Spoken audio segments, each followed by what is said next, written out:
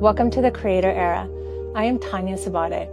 This space is where we get to re-script our personal life stories, the ones we are designed to live, so that we can reimagine the collective human narrative together. We will explore embodiment, consciousness, and what it truly means to live as the author, the authority, and the creator of your own life story. This space is for real, honest, and deep exploration, a place to strip back the layers and uncover the deeper potential that has been waiting inside each of us. It is about moving beyond merely surviving this life and stepping into the power of creating it with intention. We each hold a profound genius, our own spark. And now it is time to awaken to this truth, to meet life with such great wonder, and to walk this life as an adventure, as a creator you were born to be. Let's dive in. Welcome to my very first podcast episode in the Creator Era. This is the soul's renaissance. Every once in a while, humanity enters a threshold moment. Not just politically, and not a war, and not a new law, but a new renaissance, a rebirthing of the soul. And a renaissance happens when the old story of humanity, within and without, begins to crack, when it begins to fall apart, and when the collective heart refuses to keep living in contraction. The first Renaissance in Europe was born out of plague, poverty, and war. Yet from that very shadow came art, science, poetry, philosophy, and new ideologies that changed the world. This was a Renaissance. But at the very center of this Renaissance was what the ancients called the nous, or the nous, divine intelligence, the light of consciousness, and that is always there for humanity to reclaim and remember how to come to themselves once again. This is where we find the genius. And now here we are standing at this point, another threshold to enter into a potential renaissance. Our current narrative must pivot. The soul of humanity is feeling it. And I'm here to share the story of my personal renaissance.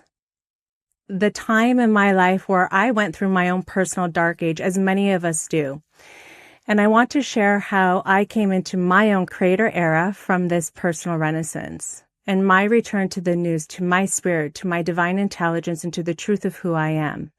Since I can remember as a child, I didn't really ever fit a mold. School kind of felt like a cage to me, and a lot of the systems were a little too rigid for my spirit. I was deeply sensitive. I could feel pain and people everywhere. I could feel the hurting of humanity. And since I was a little girl, I wanted to somehow save the world.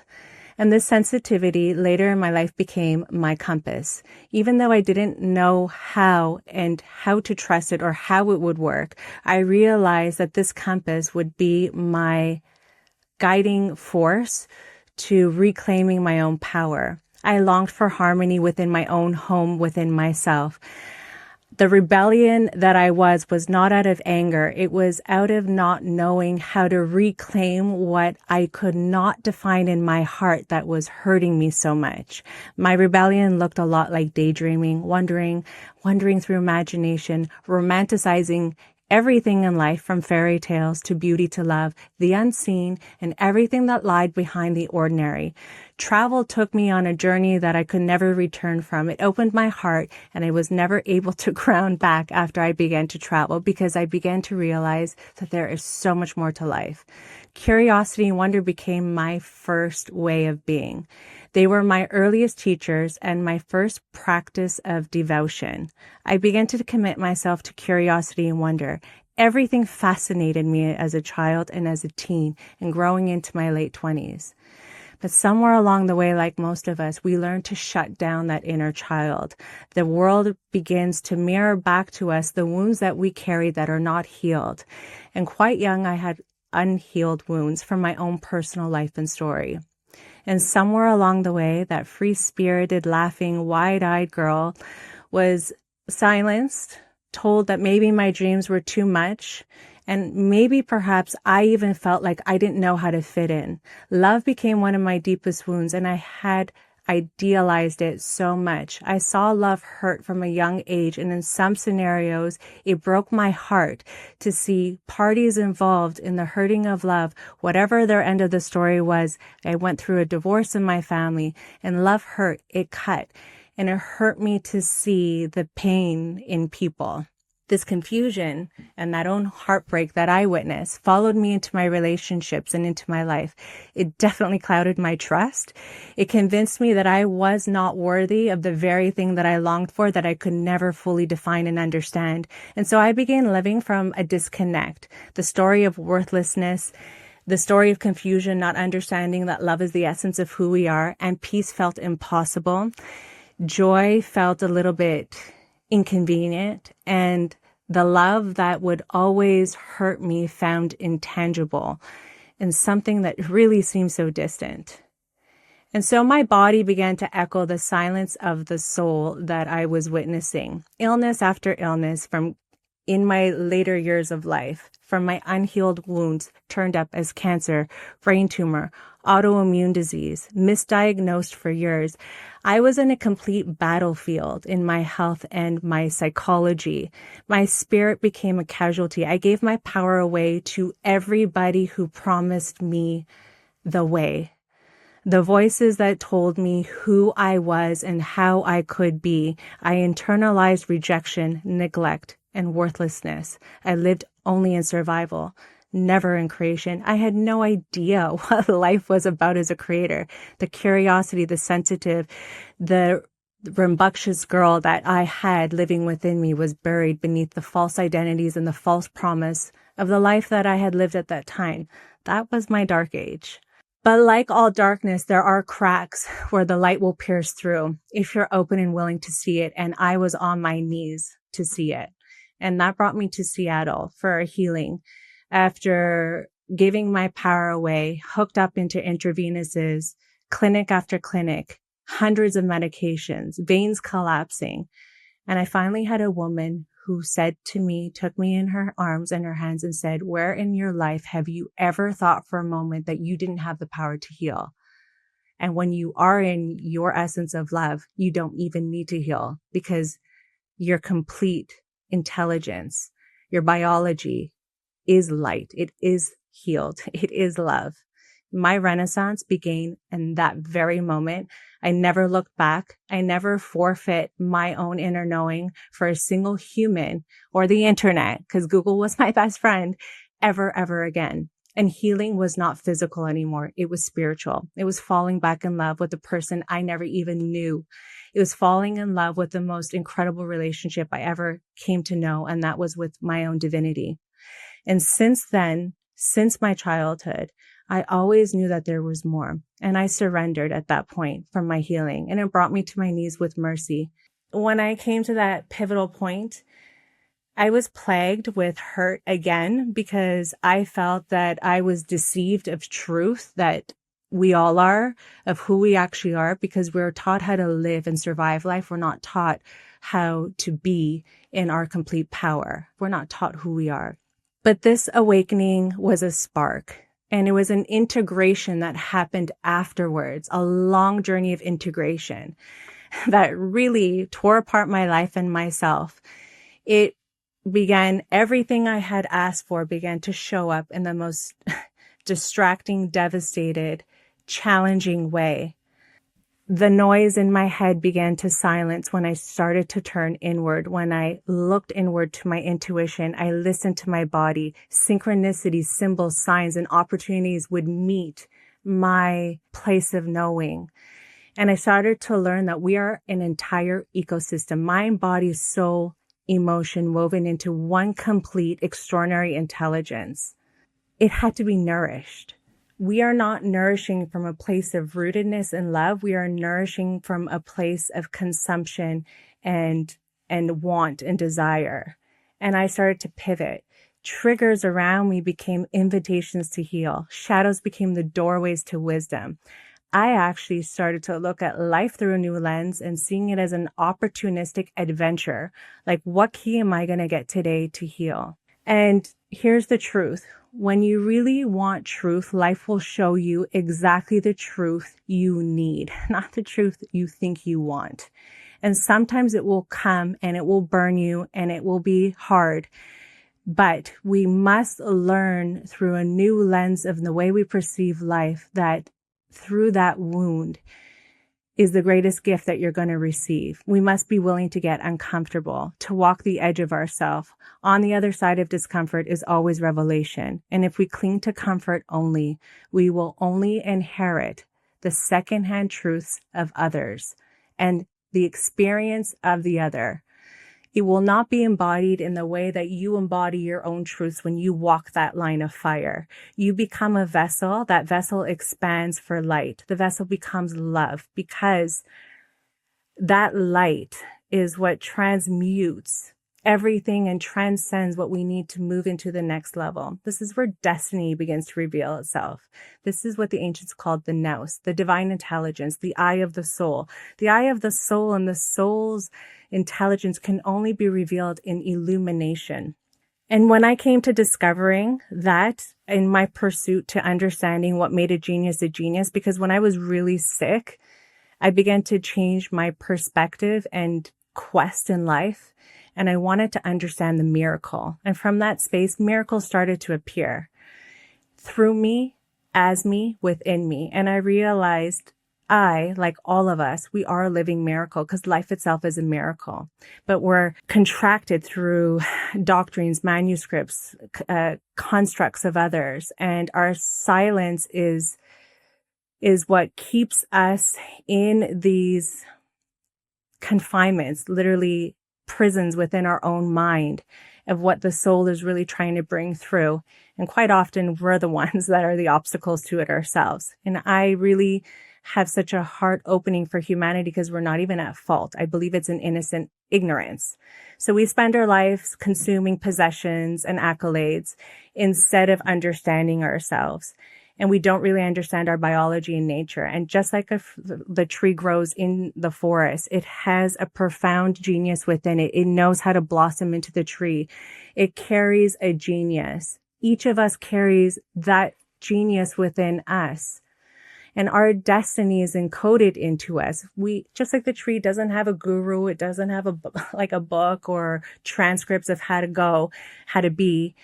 We don't need that either. We have it encoded into us, but we infiltrate that genius with toxicity, with poor habits, with consumption, consumerism, with materialism that distract us from this deeper connection. And that connection is where healing lives, not where it's found, but you become healed. So here in this moment of my creator era, this is not just about my personal story. It's a story that lives through the humanity of each and every one of us. And my heart as a creator now is all around inspiring the connection to this genius, to this love that awaits for us, to connect to that child, that inner child who's still alive in all of us, waiting to be heard, waiting to be revealed, to stop giving our power away. And when we choose peace and when you fall in love with the divinity within you, with that genius, with yourself, and then you can walk the journey of discomfort with an ease and allow yourself to become a greater vessel, you will remember that you are not just in this life. You are life. You are all of it. You are creation. You are the miracle. You are the center point for the destiny. And together, I believe we're all being called into this renaissance, the renaissance of a humanity, of a new narrative. This is literally, I believe, the renaissance of the soul of humanity. And even if we're not all feeling it or experiencing some sort of challenge or integrating some center point of pain, it's hidden in the subconscious of our collective. And it is a deep calling that when we meet it with reverence and sovereignty and from a place of knowing thyself, knowing that the greatest gift you could ever give to yourself and to all the people around you that you absolutely love and care for is to come into yourself, to know thyself. Because the second you stand in your power, that power is the living transmission of your illuminance. You don't need to, it's not about giving even on a material level. It's about being embodied in your authentic expression. That is a transmission. That is something, a power, the light that will serve as a light for the person standing next to you. And that becomes a trigger for someone next to you without even knowing the miracle that is happening. And so we've all lived far too long in survival, in separation, in stories that have reduced us to this great unknowing. And we have traded our wonder for consumption, our peace for the noise, the chaos, the glitz, the glamour, and our essence for identity. This is where the creator era shifts us. We change identity for essence. But just as the Renaissance rose out of the ashes of darkness, we too are being called to a rebirth. The rebirth is internal first, made outward, reflected in our reality, showing what is happening on the insides. And it's a remembering of who we are. This is not the time for bystanders and for being plagued to a narrative imposed on us. I think we've come out of that, and we have to have the courage and the strength to step into our own essence, because each and every one of us cannot remain on an island thinking and hoping for change to miraculously create a new narrative. We need to come together. We don't need to be in competition. Humanity needs authenticity, because each and every one of us is a unique impression in the story of creation and evolution. And when we can understand that we are essentially the extension of creation, we are nature and creation's muses, we are the art of the soul of life, then it's about reclaiming our place in that circle of creation. This is a higher perspective, a higher lens to view life from, because it takes us out of these limited paradigms of titles and what we're all worth and what we're validated through, and brings us into a greater lens of what are we all here doing together and how can we work together? Because your genius is different than mine. You have a different imprint, a different essence. So I believe that these systems are breaking, identities are unraveling, and the stories we once trusted no longer are holding solid. But the breaking point is not the end. The Japanese have an incredible saying. I think the wording is kintsugi. I hope I'm not wrong on it, but it's when a bowl shatters, and it's never thrown away. It is mended with the veins of gold. The cracks are never hidden. They are illuminated. The fracture becomes the most beautiful part of this vessel. It becomes the art. And I believe the Renaissance is exactly this. It is the gold in the cracks that we all carry through coming online with our true self. It happens when we dare to honor our breaking and let the divine intelligence pour through us into the places that have shattered, to witness each other and to hold each other until the wounds become wisdom, the fractures become pathways for grace, and the broken vessel shines more radiantly than ever before. And that is because of us coming together. And this is where we come away from divide into unity. And our world is fractured, yes, right now, but it is also ready to be mended by the gold. And the gold is in our heart. The gold is the love. And when we come into the love of who we are, first by loving self, then we know how to mend with the gold outward. It is the creator essence in each of us, the genius of life, waiting to move through our hands, through our hearts, through our words, through our love, through the intention, and through the humanity of all of us, because we are love by nature. And sometimes we forget, because sometimes the world allows us or influences to forget. And we need to stop living in scarcity and fear of these paradigms and begin to see ourselves in the mirror of one another. We begin to remember that life is not happening to us and life is happening through us. And I think that when I came online with that personally, oh man, it just opens up a whole new lens. You stop playing so small and you join the entire collective, and your heart opens and you realize you're not alone anymore. That loneliness that we sometimes feel is because we're disconnected within. But the soul of each of us is being called to remember. And I feel like so many of us are remembering. And I feel like if we can come together a little bit more to understand that we are here as creators, and don't silence each other and don't shrink each other and ourselves to not discomfort people and to stand in our own wisdom, to stand in our presence and to stand in our essence as creators. I just believe a new narrative will come online. And I think it's a renaissance. And I think we're all ready to write that next chapter together. So this is what the creator era is all about. And it's something that I have witnessed and have moved into in my own life. It has opened gateways and pathways into my expression as a creator, and not in the sense of an artist, just as a living human being that I never could have imagined, because I fell into love with myself, meaning I fell into love with the divinity greater than myself, and I allowed it to flow through and became a vessel. And I'm trying the best that I can to keep that channel clear under our circumstances and being human. And I'm just so excited to have more meaningful conversations. It's the depth and the richness that can really open the light. And when we turn on that light in a dark room, you see, you're not blinded anymore. So this brings us to the center of love. And the center of love, we become the center point for destiny. And and when we're in our own essence, that word manifestation is a natural process of creation. And we are just the living extension of creation at that point. And I'm excited to walk and explore this journey with you. Thank you for being here with me in the creator era. I am truly grateful for your presence. I believe that the beauty of being human is that we get to grow through one another. Each of us serves as a mirror for our own and each other's evolution. In the power of community and connection, we remember our own shared humanity, and in that remembrance, we find it within ourselves. If today's conversation truly resonated, I invite you to share it, to connect to it, and to communicate, and to continue to explore this adventure of life on a deeper level. Until next time, hold the intention to create, keep evolving with great wonder, and keep living the miracle that you already are.